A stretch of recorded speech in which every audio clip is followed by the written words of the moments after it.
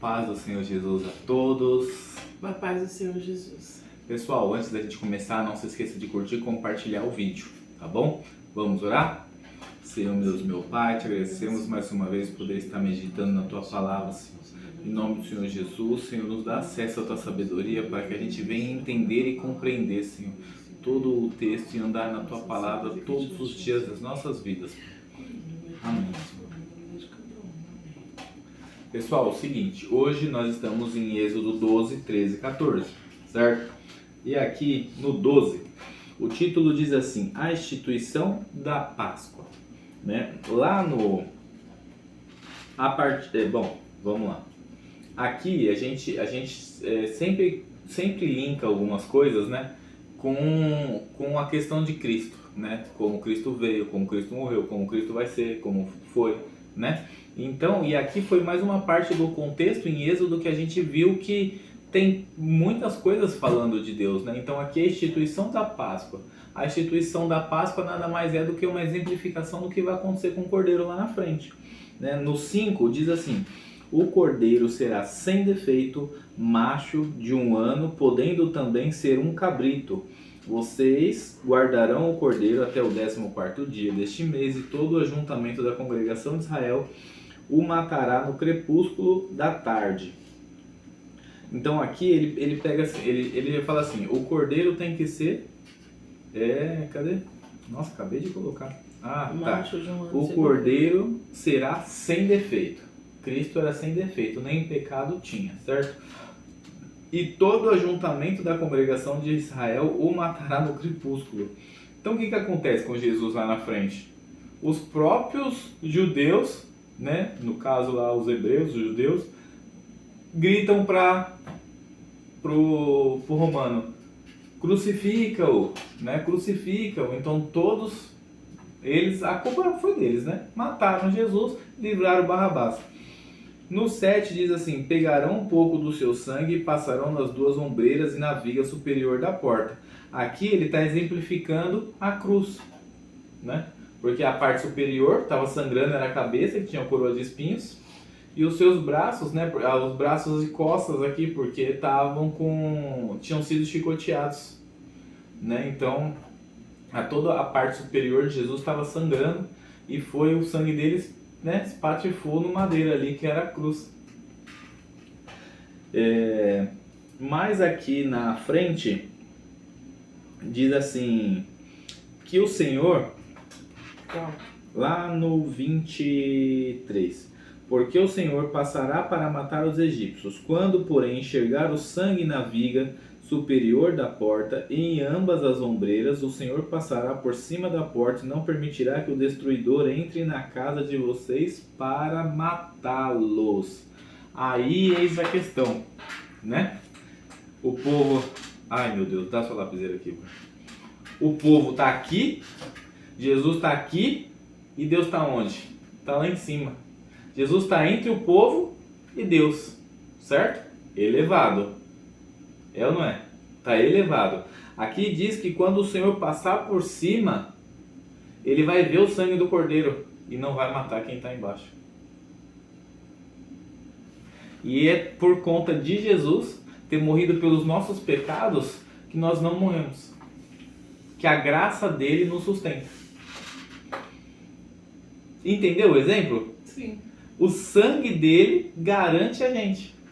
E aqui ele diz assim, cadê? O Senhor passará por cima da porta. Nossa, olha. Quem é a porta que nos leva? Quem é o caminho que nos leva para o céu? Jesus. Eu sou o caminho, a verdade e a vida. A verdade e a vida. Quem não entrar por mim, não verá o Pai. Jesus era a porta, né? Então, aqui o Senhor passará por cima da porta e não permitirá que o destruidor entre na casa de vocês para matá-los. O que mata o homem? O que mata o homem? O pecado.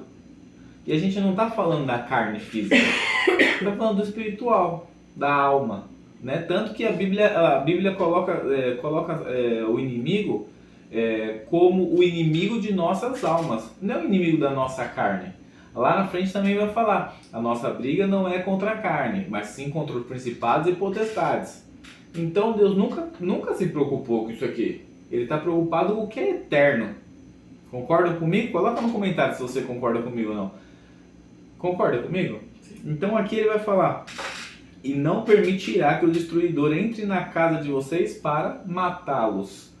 Eu vou falar disso, eu acho que aqui na frente aqui.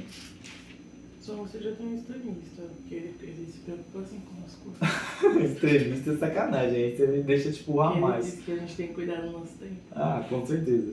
Aí a casa de vocês, né? Não entre na casa de vocês. E o inimigo ele não acha do lado de fora, ele possui. Quando a casa está vazia, ele vem e faz a arruaça. Né? Então o sangue de Jesus garante que quando a gente entra com Jesus, quando a gente aceita Jesus, quando a gente se batiza, Jesus ele habita em nós. Né? Somos templos do Espírito Santo, como você disse agora, certo? E aí ele não permite que o destruidor venha e entre na casa para nos matar, certo? Certo. Lá no 31, diz assim, 32, diz assim, 12:32. Levem também com vocês as suas ovelhas e o seu gado, como vocês pediram. Vão embora e abençoem também a mim.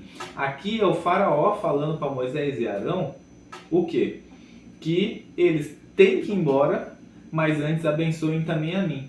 Aqui, faraó já tinha entendido que as 10 pragas, né, que era, inclusive em breve vai ter um vídeo desse também, vamos anunciar a nova playlist, que vai ser as coisas ocultas que não sabemos na Bíblia. Né? Então as 10 pragas do Egito, né, como a gente está falando aqui já dos últimos dias, elas representavam os deuses do Egito.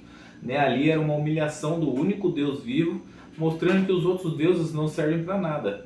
Aqui Faraó fala sobre isso. Porque ele fala o quê? Se ele não precisasse, se os deuses dele garantissem ele não estava pedindo a bênção para Moisés aqui. Então, aqui ele reconhece que o Deus de Israel é o grande Deus. O meu Deus, o seu Deus, o nosso Deus. Então aqui ele fala, vão embora, mas antes de ir, abençoem também a mim. Né? Tipo, os meus já não servem para nada, eu preciso de vocês. Lá, meu Deus, como o 12 é grande. Lá no 12:43 tem a instrução da Páscoa, né? Então aqui na instrução da Páscoa ele vai falar o que? O Senhor disse a Moisés e Arão, esta é a ordenança da Páscoa, nenhum dos estrangeiros comerá dela, porém todo escravo comprado por dinheiro depois de ser circuncidado comerá da Páscoa, o estrangeiro e o assalariado não comerá dela. Aqui ele está falando o quê? Aquele que não for batizado, aquele que não aceitar Jesus como seu único Senhor e Salvador. Ele é estrangeiro, ele não é filho, ele é criatura. Certo? Concorda comigo? Sim. Se você não concordar, já me cutuca logo, hein? Senão eu pego o embalo aqui. Eu vou ser bem sincero com você. Você acabou de me dar um significado para circuncisão, porque eu me perguntava, para quê? Para ser filho. Você Deixa de acabou ser me criatura. dar Mas é que você relacionou ao batismo. Ah, sim. Então você acabou de clarear muita coisa na minha cabeça. Então, e aí, tanto que quem não é batizado, quem não aceita Jesus como seu único Senhor e Salvador, não deve ceiar, não tem parte com o Cordeiro, certo?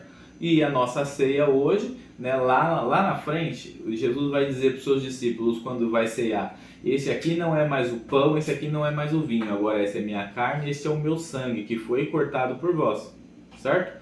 Então, aqui eles estão comendo literalmente o cordeiro, mas era a exemplificação da Páscoa, que vai ser a ceia com Jesus e os seus discípulos lá na frente. O cordeiro deverá ser comido numa só casa.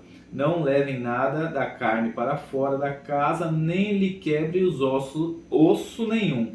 Quando ele vai falar que não lhe quebrem osso nenhum, quando Jesus foi crucificado, as pernas dos ladrões que estavam aos seus lados, esquerda e direita, eram quebradas.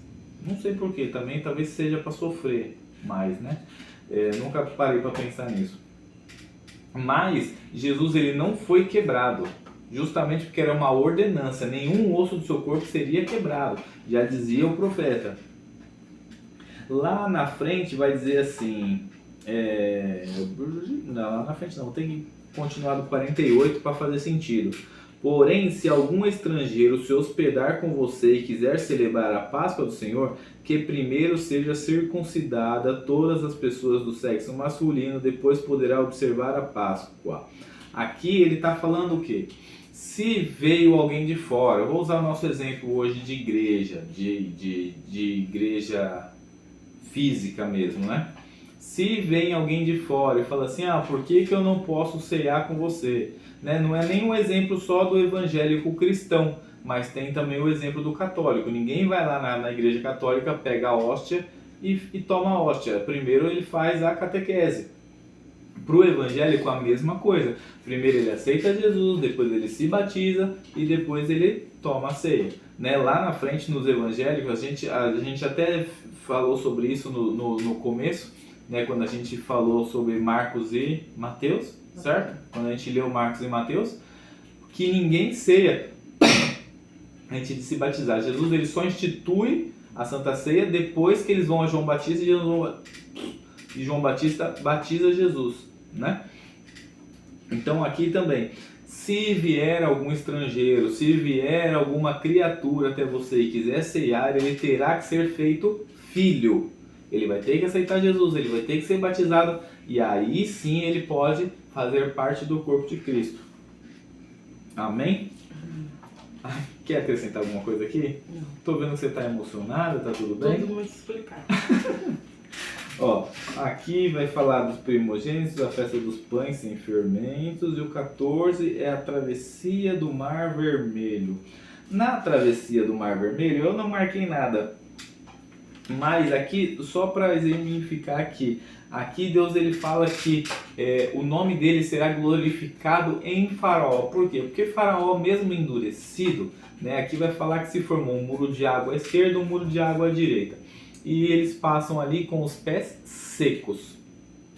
Já é algo extraordinário. Eu no lugar do Faraó, eu olhava e falava, que loucura, vou nada. Tava vendo um rodamuinho de fogo aqui, um rodamuinho de nuvem aqui, não me satisfiz. Estou vendo a água abrir no meio, eu falei, vou nada, não tô louco. Sou burro, mas nem tanto. Né? Não é possível. E aí eles passavam com o pé seco. Conforme eles passavam com o pé seco, o Faraó a tropa foi atrás deles. E aí Deus dá a instrução para Moisés, agora levante seu bordão e faça com que o mar se feche. E ali todos eles foram mortos, mas o Faraó fica. Né? E pode falar. O que eu acho interessante é que Deus fala assim, né? Por que clama a mim? Pegue o cajado e toque nas águas. Né? Me fez lembrar assim que muitas diga vezes... ao povo que marche. Toque nas águas e diga ao povo que marche. Sim. Não, primeiro diga ao povo que marche, sim, né? Depois da instrução, levanta o cajado e abre o mar. É porque eu acho que assim, muitas das vezes a gente tem tudo, né? Pra saber como seguir, a gente fica tipo perdido. E a gente já tem tudo, né? Que é Deus, uma vida de oração, uma vida devocional, obedecendo, então a gente só tem que marchar. Sim. Mas a gente fica perdido. Fica perdido. E sabe por quê? Por falta de oração. Por falta de oração. Por falta de oração. Ó, só pra gente finalizar agora um poema. Batatinha, quando nasce, esparrama pelo chão. O crente que não ora não recebe poder e unção. Não, mas o que eu quis dizer é que muitas vezes a gente tem, como Moisés aqui, ele Sim. tinha tudo. A gente tem oração, a gente tem uma vida devocional. Mas se tiver oração, você sabe que você tem um contato com Deus direto. Mas Moisés não sabia o que fazer. E ele tinha um contato direto com Deus, é isso que eu tô falando. Mas será que ainda faltava um pouquinho de experiência? Não, eu acho que a gente tem uma vida devocional com Deus, de oração, de jejum, de intimidade, de tudo. Mas mesmo assim a gente clama, a gente sofre, ao invés de só marchar. É isso que eu me dei a entender, porque Moisés ele já tinha tudo. Quantas vezes Deus falou que aquele cajado era um sinal no mundo dele? Sim. Desde lá, na sarça. E ele, não sabia o que fazer. Então, mas aí eu acho que, sabe o que faltou? Faltou... Pode até ter sido falta de experiência, mas eu acho que isso é uma lição pra gente hoje. Sim, com certeza. Hoje a gente tem que entender que o que a gente precisa é aprender a acessar a herança, né? Somos co-herdeiros de Cristo, né? Fomos por adoção, fomos feitos filhos, mas automaticamente aquele filho que é adotado, ele tem acesso à herança, né? Nosso nome foi posto no livro da vida. Então, se a gente tem acesso à herança, Jesus vai dizer: aquele que vier após mim fará coisas maiores. Se a gente tem oração, tem a vida com Deus, tem devocional, tem a palavra, manual, certo? A gente tem acesso à herança. Aí falta como Moisés, é a pancada que Deus dá. Por que clama a mim? Diga ao povo que marche. Então por que você pede para mim curar? Vai lá e cura você. Por que você pede para mim fazer? Vai lá e faz você. Né? Por que você pede para mim expulsar? Vai lá e expulsa você. Acho que é só a falta de acesso à herança, mas isso a gente vê muito nos dias de hoje. Muita gente vive como filho pródigo. Reclama do filho que sai de casa e volta e é lhe dado uma festa, mas está dentro de casa, tem acesso a tudo e não usufrui. Então as pessoas olham e falam assim: eu já fui esse cara. No caso, o irmão do filho pródigo. O filho ficou em casa. Eu já fui esse cara que olhou para um filho pródigo que saiu e voltou, e toda vez que voltava era lhe dado uma festa e ele era cheio. E aí uma vez eu questionei a Deus, falei: Deus, será que eu vou ter que aprontar para o Senhor me usar? E aí Deus me fez entender que não, eu não preciso aprontar, eu tenho acesso à herança. É só eu querer mexer nela. E aí as coisas começaram a mudar, mas isso é difícil, porque às vezes a gente fica na dúvida. Ao invés de parar e duvidar. Exatamente, em vez da gente duvidar, a gente tem que crer, né? E fazer. Quer acrescentar mais alguma coisa? Não, então acho que por hoje é só, né? Acabou? Acabou. Acabou, porque agora vem pro 15, né? Tá. Nossa, marquei tanta coisa aqui no 14. Mas o 14 inteiro é importante, né? Que é a parte do Mar Vermelho aqui, mas a gente já falou demais também. Vamos orar? Quer falar mais alguma coisa? Não. Dá tempo. Eu falo. Então vamos lá. Senhor, meu Pai, te agradecemos mais uma vez por poder meditar na Tua Palavra, Senhor, em nome do Senhor Jesus. Tenha misericórdia das nossas vidas. Senhor, faz os Teus filhos, os Teus servos, Senhor, entender, Senhor, o poder que eles têm nas mãos para acessar a herança. O poder, Senhor, de poder profetizar, o poder de curar, o poder de expulsar o poder maligno, Pai. Em nome do Senhor Jesus, tenha misericórdia, Pai. Faz, Senhor, eles marcharem na Tua presença, sem nada que os impeça, Senhor, em nome do Senhor Jesus, Pai. Amém. Tchau. Tchau, tchau.